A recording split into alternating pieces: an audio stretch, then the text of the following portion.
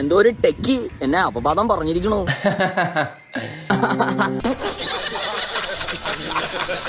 വിശ്വയെ അറിയാമോ?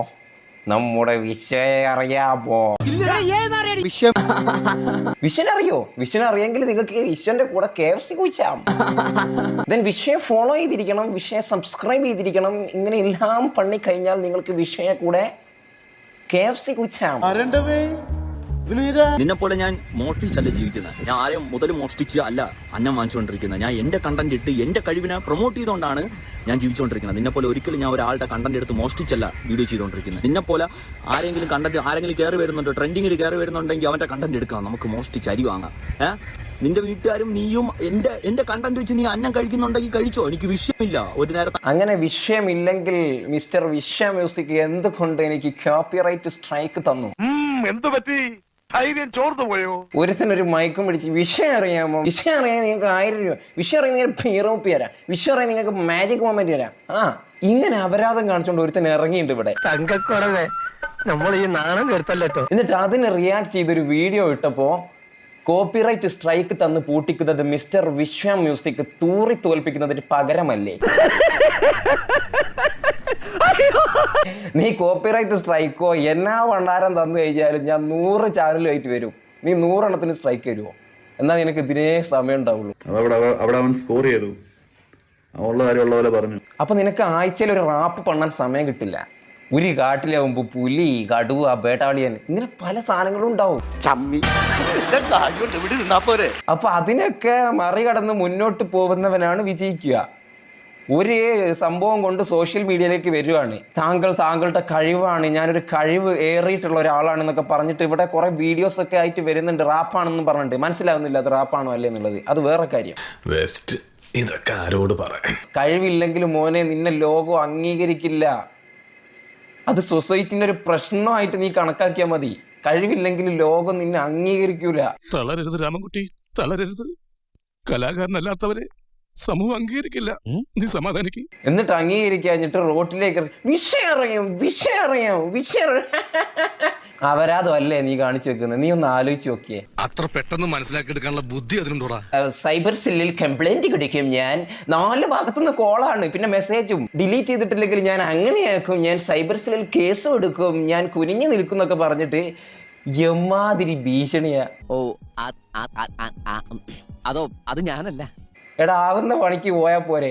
സൈബർ സെല്ലിൽ കേസ് കൊടുക്കുന്നു. സൈബർ സെല്ലിൽ അങ്ങോട്ട് പോയാൽ മതി, 2 ചവിട്ട് 1 ഗ്ലാസ് വെള്ളവും കിട്ടും. അമ്മാതിരി അവരാധോ വളച്ചു വെച്ചേക്കുന്നത്. പെൺപിള്ളേരൊക്കെ എത്ര മോശമായിട്ടാണ് നീ നിന്റെ വീഡിയോയിൽ കാണിക്കുന്നത് നിനക്കറിയില്ല. പെൺപിള്ളേരൊക്കെ പറ്റ മോശമായിട്ടാണ് ഇൻട്രൊഡ്യൂസ് ചെയ്യുന്നത്. ഓരോ വീഡിയോയിലും പെൺകുട്ടികളെ ചരക്ക് സാധനം, മറ്റേ ഇടിവെട്ട് സാധനം എന്നൊക്കെ പറഞ്ഞിട്ടാണ് ഇൻട്രൊഡ്യൂസ് ചെയ്യുന്നത് തന്നെ. എന്റെ കയ്യിൽ അവനെ കിട്ടിയേ ഞാൻ അവനെ അരിഞ്ഞ് മുളകിട്ട് അങ്ങനെ തിന്നിടോ. കഷ്ടായി പോയി, വെടിവെച്ച് കൊല്ലണപ്പ അതിനെ.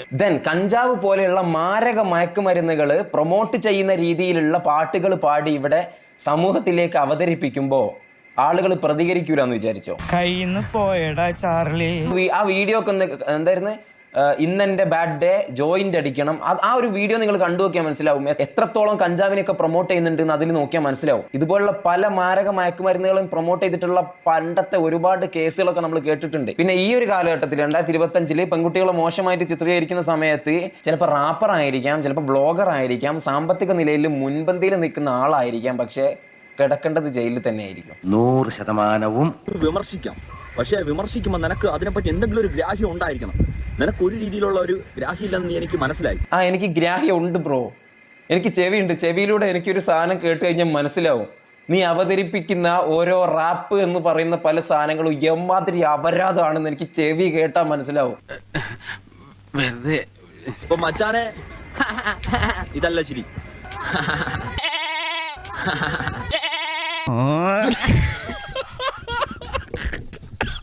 നമുക്ക് കമന്റ് ബോക്സ് നോക്കാം. വിശ്വന്റെ ചേട്ടൻ കഴിവില്ല ചേട്ടാ, ബ്രോ പറയുന്ന കഴിവ് ബ്രോക്ക് ഇല്ല, ആ കണ്ണീര് തുടച്ചിട്ട് പറയേട്ടാ. ഇതൊക്കെ ഏത് യൂണിവേഴ്സ്? നിനക്ക് കഴിവില്ല എന്ന് നീ മനസ്സിലാക്കുന്ന ഒരു കാലം വരും മോനെ. ഈ കേരളം തന്നെ നിന്നെ വട്ടത്തിൽ ഊക്കുന്നുണ്ടെങ്കിൽ അത് നിന്റെ മാത്രം കുഴപ്പം കൊണ്ട് മാത്രമാണ്. എടാ, ഒരു കമന്റ് പോസിറ്റീവ് കാണിച്ചേടാ പ്ലീസ്. എടാ, പൂതിയായിട്ടാണ്. നിങ്ങളുടെ യൂട്യൂബ് നോക്കി സത്യം പറയാം, വെറും അപരാധം. നിന്നെ കൊണ്ടൊന്നും പറ്റില്ലടാ, നിനക്ക് കഴിവില്ല. യൂട്യൂബ് നോക്കി നല്ല ഊമ്പിയ ട്രാക്ക്.